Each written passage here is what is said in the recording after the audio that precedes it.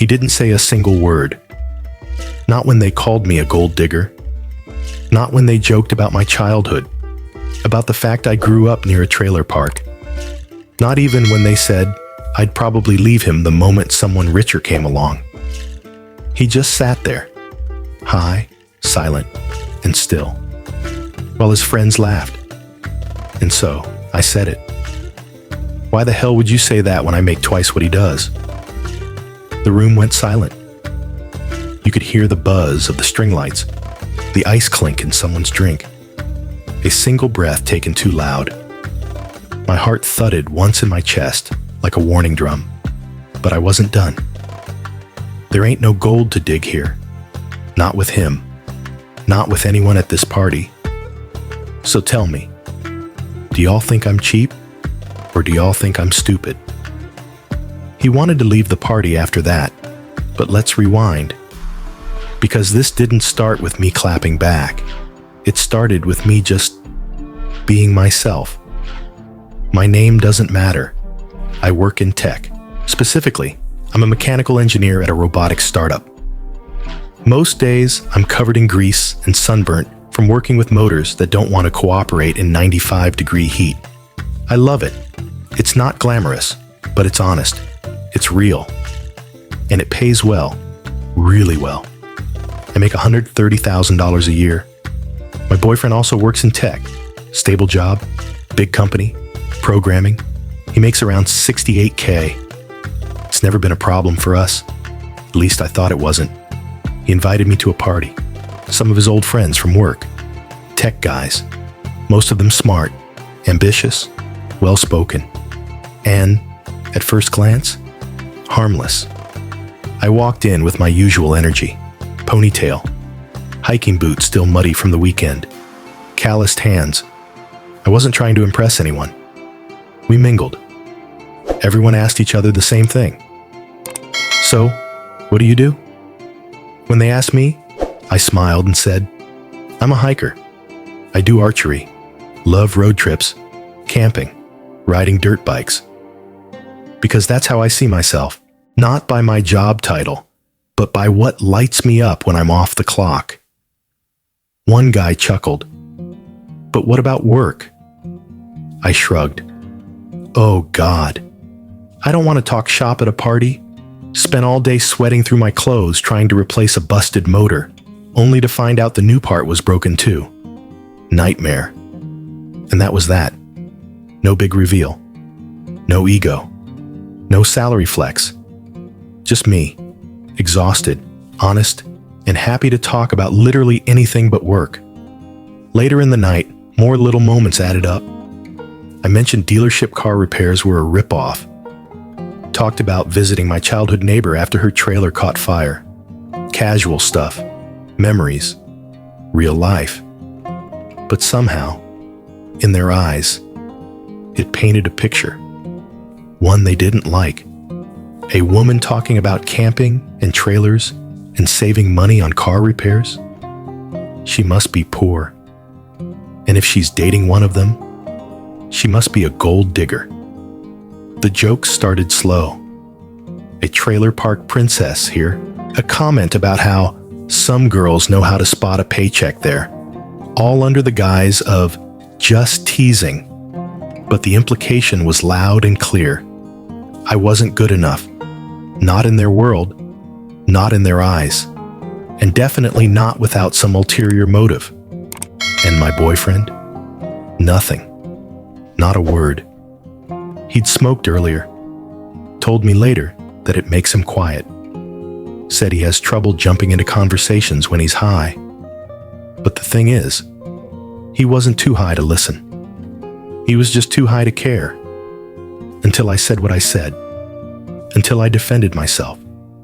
Then suddenly his voice came back. He was mad. Said I embarrassed him. Said I made him look bad. Said now everyone thinks I'm a bitch. And all I could think was, why was it okay for me to be humiliated? Why was his embarrassment more important than my dignity? I told him flat out, I would have held my tongue if you'd said something, but you didn't. So I did. yeah, maybe I got flippant. Maybe I said it with a little heat, a little bite in my voice. But damn it, I meant it. At least they know I'm a rich bitch. Because if they're gonna judge me for something I'm not, they might as well know who I actually am. I didn't mean to hurt him, but I won't apologize for protecting myself when he wouldn't. And now, things are tense. We haven't talked much since that night. The air between us is stiff, like two strangers pretending we aren't furious. Or worse, pretending we don't feel ashamed. Because somewhere under it all, I think he liked the idea that they thought I was lucky to have him. That maybe, just maybe, I needed him more than he needed me. And when I shattered that illusion, he didn't know what to do with it. He didn't know what to do with me. So, am I the asshole? Was I wrong for speaking up when I felt cornered? For putting a stop to a narrative that was written about me without my consent? For telling the truth when no one else in the room would? Or was I just too loud, too bold, too much, in a world that expects women like me to be small, silent, and grateful?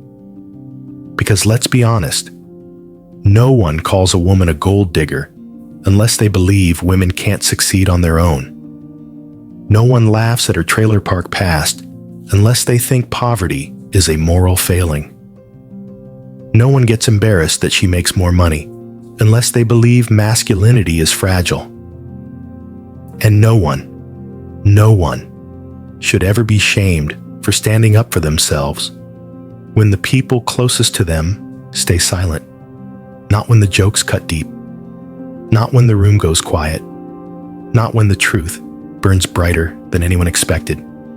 So yeah, maybe I am a rich bitch, but I'm not his gold digger, and I never will be. This story hits like a thunderclap, not just because of the drama, not just because of the zinger. Though let's be honest, at least they know I'm a rich bitch, deserves a place in the Hall of Fame.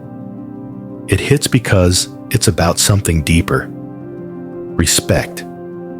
Too often, women are asked to sit quietly while being diminished, to smile politely while their accomplishments are ignored or twisted into suspicion. And when they do speak up, they're called arrogant, abrasive, or worse. But what happens when the silence doesn't protect you? What happens when the person who's supposed to have your back stays seated? This story isn't just about one night or one party. It's about what we tolerate in the name of keeping peace. It's about how often women are expected to shrink themselves so that others can feel big. And it's about what happens when someone finally decides not to shrink anymore. So to the person who told this story, we see you, we hear you, and maybe we learn from you. Because in the end, being a rich bitch isn't about money. It's about value.